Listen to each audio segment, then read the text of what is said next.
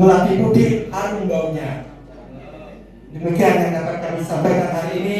Mohon maaf atas segala. Kami perkuat LPD Sebali demi ekonomi adat yang jaya dan sejahtera. Warahmatullahi wabarakatuh. Nama budaya, rahayu, salam kebajikan untuk kita. Dan sedikit memberikan masukan karena saya melinggih almarhum Pak Mangkun tahun 88-89 dan sekarang tinggal tahun puluhan tahun sudah bangkrut, dan orang yang bermasalah tidak ada pun. Kejadian ini berulang di mana-mana, di Bukian, di Payangan. Saya menginginkan bahwa LPD ini bisa menjadi andalan kita untuk nantinya mengaudit secara teratur seperti kami pemerintah daerah diaudit oleh BPK, Badan Pemeriksa Keuangan.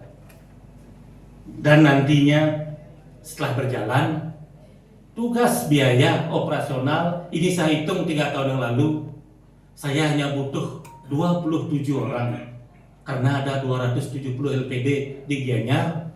1 orang itu menangani 10 LPD untuk mengaudit 10 LPD yang nantinya akan keluar opini. Ada 4 opini, wajar dengan pengecualian, disclaimer, atau tidak berpendapat. Jadi ada 4. Dan nantinya anggaran yang timbul yang saya hitung, kalau kita mencari auditor dulu 3 tahun yang lalu 5.500.000, kita hanya butuh 2 miliar. Dan uang itu akan saya bahkan ke LPD, ke Pak Cendekiawan, untuk merekrut 27 auditor, kalau bisa yang alumni akuntansi, yang alumni ekonomi, syukur-syukur dapat yang memang sudah punya pengalaman, sehingga mereka bekerja tiap tahun. Mungkin sekarang ini tidak relevan lagi dengan kemampuan yang dia punya. Mungkin dari APBD itu gajinya bisa 7.500.000. Jadi tidak akan sampai 3 miliar. Dan saya dari dasar hukum yang bisa saya sampaikan di sini ada bisa diambil dari APBD. Coba yang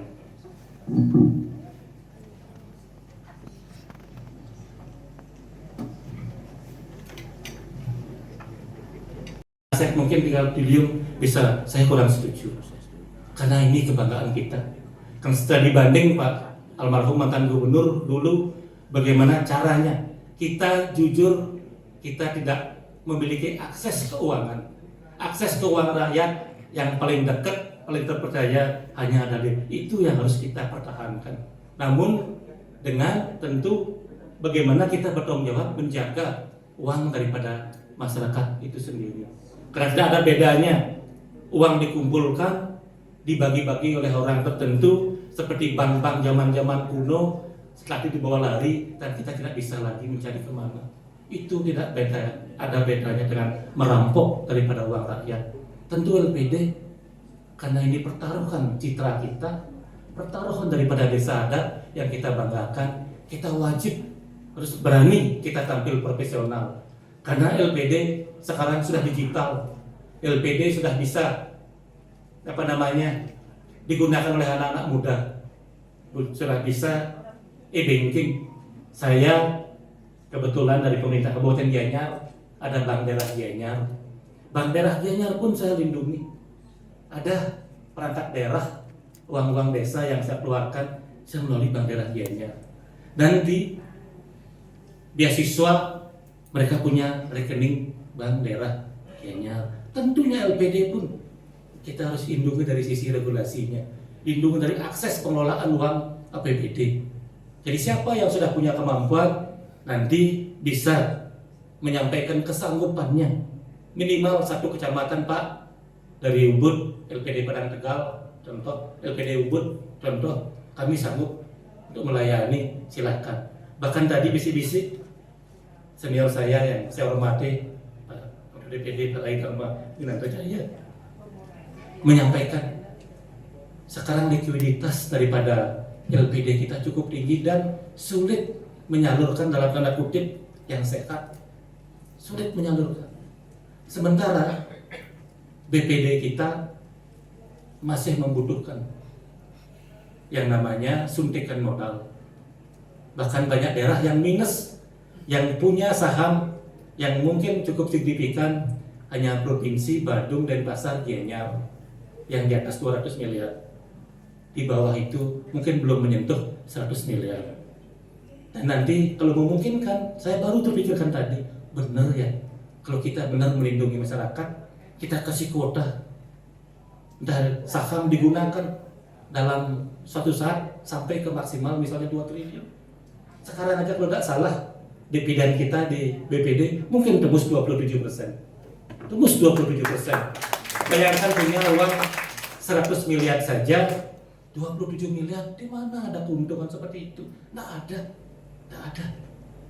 Jadi LPD tentu uang yang tidak tersalurkan, likuiditas yang tidak tersalurkan bisa kita tampung di Bank Pembangunan Daerah Bali. Saya akan diskusikan. Jadi itu Haji, kita yang akan diskusikan dengan teman-teman. Daripada di tempat lain dibuka untuk publik, kita kan tak buka khusus untuk desa adat lewat LPD yang punya kemampuan. Nanti sharing di sana sehingga hidup, jalan dan berkembang sehat LPD yang kita banggakan. Dan tentu ini sudah menjadi percontohan. Dan mudah-mudahan juga selanjutnya bisa memberikan kemudahan-kemudahan kepada masyarakat adat kita yang ada di Bali. Jadi dari buku ini saya akan serahkan kepada Ketua Panitia Pak Sunaya buku ini, dan saya tunggu. Kalaupun nanti ditolak, tidak apa-apa, namanya diskusi. Iya, ditolak, ini kurang update. Nah, kalau yang update 115 miliar dana yang memang bermasalah di LPD Bedulu.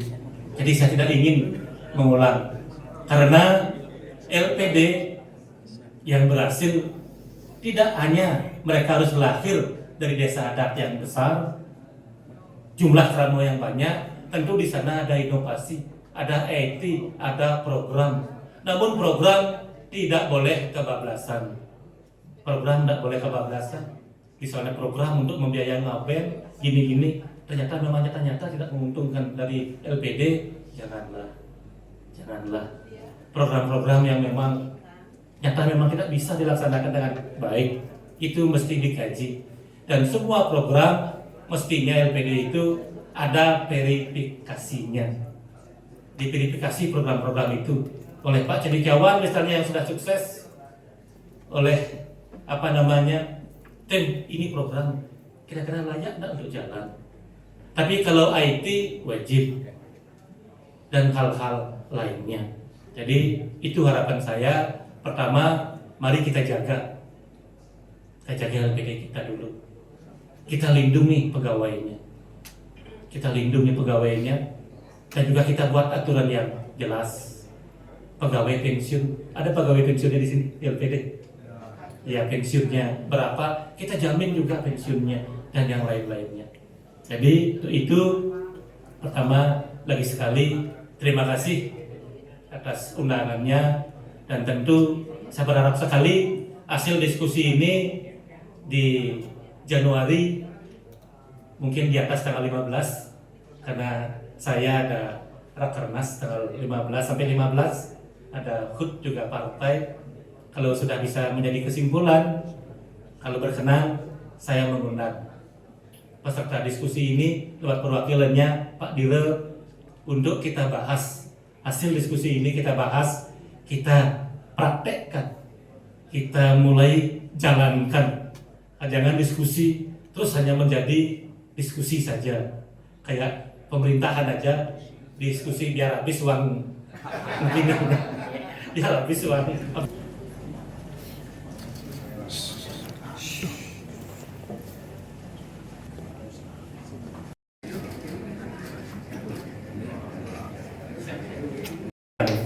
Kurang berkenan, tidak berkenan. Kebanggaan yang kita punya, sejarah yang dibikin oleh Pak Gubernur Pak Mantre dulu di tahun mungkin 80-an. Dan sekarang sudah banyak yang eksis, banyak yang besar. Tentu tidak harus semuanya besar, karena tergantung bagaimana pengelolaannya dan juga basisnya di mana LPD itu berada. Nah, sehingga menjadi tanggung jawab kita yang tidak kalah beratnya untuk bagaimana ini melanjutkan biar bisa tetap eksis, dan tentu para pegawainya tidak banyak yang bermasalah karena mengelola uang masyarakat. Nah, jadi diskusi akhir tahun ini tentu sangat penting, dan saya juga bawa konsep tadi dan mudah-mudahan bisa dibahas, dan kalau berjalan kami pemerintah daerah yang pertama yang akan bisa mensupport menerapkan itu. Terkait dengan anggaran tadi, sehatnya LPD. Oh, itu datanya kan ada di BKS LPD Bali. Itu lebih akurat di sana. Terkait Jadi kita rencana- tidak melihat tingginya luar biasa, namun konsepnya nanti ada tim auditor yang dibiayai oleh pemerintah yang kita hibahkan ke LPD itu mengaudit reguler setiap tahun. Ada 4 kategori hasil audit: wajar dengan pengecualian, tidak wajar dan tidak berpendapat. Jadi itu sangat penting, dan itu tentu akan hidup kantor ini. Kantor BKS ini akan hidup karena orang kantor balik ke sini diskusi, dan juga hasil temuannya dalam 6 bulan wajib ditindaklanjuti. terkait dengan rencana anggaran tahun 2027 nanti seperti apa? 3 miliar untuk LPD itu, Pak? Iya, kalau dulu 3 tahun yang lalu saya bikin 5,5 juta, kan sekarang 7,5 juta gaji, karena dia orang-orang tentu orang-orang yang berpendidikan. Tapi kita tergantung beliau ini, kita hanya menawarkan ide, kita mensupport bagaimana, kita tidak boleh memaksakan karena ini independen. Startnya 2027. Kita berharap 2027 mulai, apa namanya itu, kita punya persiapan setahun ini untuk rekrutmen tenaga kerja, sistem dan segala macam. Cukup. Tinggal kuling dulu. Mendatangkan narasumber yang luar biasa hari ini, itu juga akan memberikan kontribusi, terutama juga dari Bapak Bupati Gianyar tadi, sambutannya dan katakanlah motivasinya, juga kontribusi beliau juga akan ada anggaran untuk LPD, ada bantuan dana juga untuk membangkitkan LPD yang belum bangkit begitu. Itu ini luar biasa. Sekali lagi kerjasama dengan media, terutama juga dari Ketua PWI tadi juga menyampaikan bagaimana kita ada berita yang berimbang. Artinya kita tidak menampik ada LPD yang bermasalah, tetapi juga masih banyak LPD yang memberikan kontribusi kepada desa adat. Untuk itu harapan kita ke depan tentu juga dari segi regulasinya, dari segi IT-nya, dari segi penguatan modalnya, dari segi tata kelolanya, dari segi SDM-nya, juga dari segi digitalisasi terutama disampaikan tadi, kita akan respon itu. Bukan sekedar diskusi, tetapi kita akan eksekusi istilah Pak Bupati tadi. Kita berharap 41 tahun LPD di Bali ini, ya dengan segala suka dukanya, sekali lagi untuk media terima kasih banyak. Dan kita dengan PWI, dengan semua komponen, dari BPD juga, dari pemerintah, semua komponen tokoh-tokoh adat, baik dari DPD, juga dari DPR yang sudah memberikan motivasi mendukung keberadaan LPD. Mohon diingat juga sekarang ribuan sarjana yang dihasilkan oleh risetnya, skripsinya di LPD. Termasuk bukan S1 saja, S2, S3 bahkan ada. Ini memberikan juga secara edukasi ini luar biasa LPD ini. Oleh karena itu mari kita bersama-sama. Dari teman-teman yang risetnya di LPD, saat LPD sekarang sudah perkembangan seperti ini, mari kita ikut bersama-sama untuk mengembangkan. Dan Ike, semua tahun kami terima kasih. Tahun yang ketiga kali, nanti setiap akhir tahun kita akan lakukan kerjasama dengan PWI. Untuk itu harapan kita hasil diskusi ini apapun hasilnya tentu akan kita tindak lanjuti, baik kepada pemerintah maupun kepada stakeholder yang ada. Terima kasih. Peneliti jadi keberlanjutan ini seperti apa, karena tempo hari ini pernah kita menyampaikan juga masalah rekalibrasi. Artinya mungkin teman-teman itu ada yang ada yang berpersepsi kena dengan trap modernisasi itu begini istilahnya. Jadi suatu ketika modernisasi itu diterapkan, artinya masuk kepada sistem-sistem tradisi yang segala macam, tanpa ada kesiapan perubahan sosial, budaya juga institusi, nah ini terjadi gap-gap di perjalanan, mungkin celah-celah hukumnya di sana. Sehingga perlu sekarang ada pemahaman untuk kedepannya, dan saya lihat juga mungkin teman-teman juga bicara masalah ada roadmap dan juga perubahan perda. Nah ini mungkin memberikan masukan untuk selanjutnya tentang permasalahan identitas LPD itu harus jelas. Identitas dalam artian itu ya perda juga harus menyantumkan ada nilai, ada norma, ada pengetahuan yang membentuk LPD tersebut, namanya modal budaya. Ya, modal budaya itu ya segala sesuatu kehidupan yang produktif pasti memerlukan modal.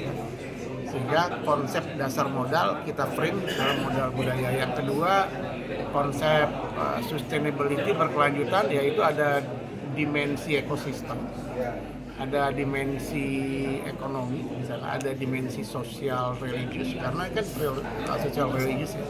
Terus dimensi modal budaya, dan juga ada dimensi modal teknologi digitalisasi. Sehingga ini memang perlu dirangkum dalam satu kesatuan, dan mengingat juga ada lagi satu dimensi tata kelola, mengingat juga LPD ini menganut hal yang non-profit organization. Nah, ini perlu untuk perdanya itu perlu untuk bukan dipertajam ya, dikembangkan sesuai dengan zaman dan permasalahan LPD yang ada sekarang. Dalam jangka pendek ya, LPD ini ke istilahnya ya kalau orang Bali bilang kan apa ya, mulak sarire, mengetahui identitasnya dulu. Tapi kan semua pengalaman yang ada kan harus ada solusi ke depan. Ya, jadi istilahnya tidak bisa, istilahnya begitu dia mengetahui langsung berubah kan tidak bisa seperti itu nih. Nah, cuman yang paling pertama nih ke siapa sih saya itu siapa? Saya itu kapitalis apa bukan? Nah di sana yang kita perlu. Itu yang paling mendesak demikian, tapi ada ruang untuk merubah perda, merevisi lah ya. Perda, jangankan perda ya, saya lihat undang-undang pariwisata yang baru 1825.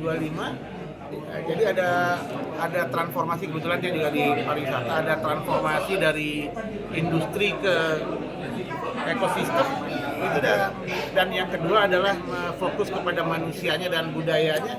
Ini udah menunjukkan ada modal budaya yang memang ditonjolkan, ada spesifik dan diferensiasi, sehingga ini peluang juga bagi kita untuk hal tersebut. Sebenarnya itu sebenarnya yang paling mendesak, karena membangun dari karakteristik murni lah istilahnya.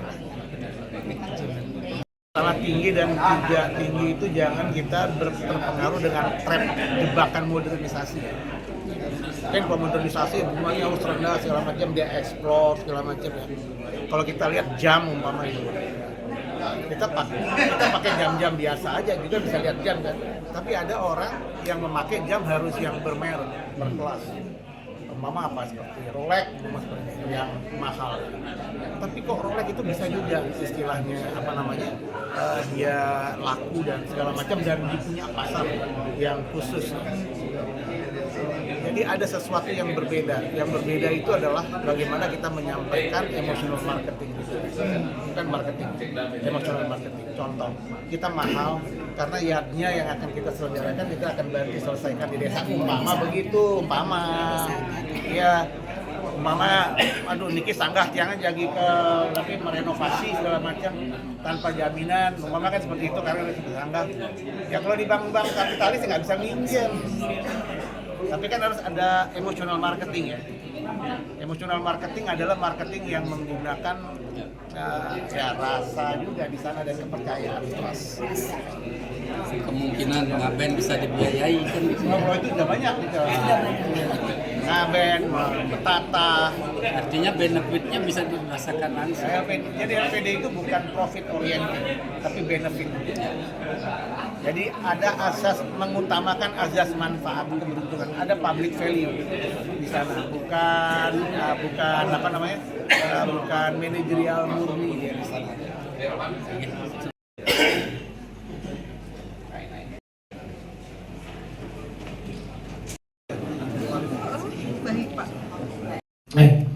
Jadi kita dapatkan dari komentarnya Pak Prabowo langsung bulan Februari, dan kita dapatkan juga di Lemhanas sebetulnya. Jadi geopolitik kita bawa, apa yang kita lakukan benar ya. Membuat kebijakan. Kalau manajemen, proses di dalam mencapai. Dan terima kasih Om Santi. Terima kasih teman-teman buat dari secara komprehensif itu secara historisnya, filosofisnya, teknisnya, ekonomisnya, termasuk magisnya LPD Bali itu. Beliau atite menengok masa lalu, bagaimana sejarah LPD itu dirintis oleh tokoh-tokoh kita. Saya sangat terharu begitu. Tahun begitu beliau sudah memikirkan bagaimana desa adat kita harus mempunyai sumber. Yang kita lihat, kita sering dengar dari pengelingsir kita ke bawah dengan Pancewa itu 5W, warak, waras, wastra, wisma, waskita. Katanya harus warak dulu, ekonomi dulu, baik di pribadi, di keluarga maupun di negara. Harus ekonomi kuatkan dulu, baru yang lainnya. Warak, waras, kesehatan, wastra, pakaian, wisma, perumahan, waskita, hiburan. Lanjut. Nah ini LPD Bali dengan payung hukum. Nah payung hukumnya sudah jelas. Dan waktu dulu ada isu, ya mungkin yang orang yang belum tahu mungkin banyak tugas di luar Bali, begitu datang ke Bali ini katanya LPD bodong begitu. Ini saya sekalian bantah gitu, bahwa kita punya 15 menit ya, moderator. Banyak pertanyaan. Kan keluarga Kijang industri dan makin untuk ketemu dengan industri pendekatan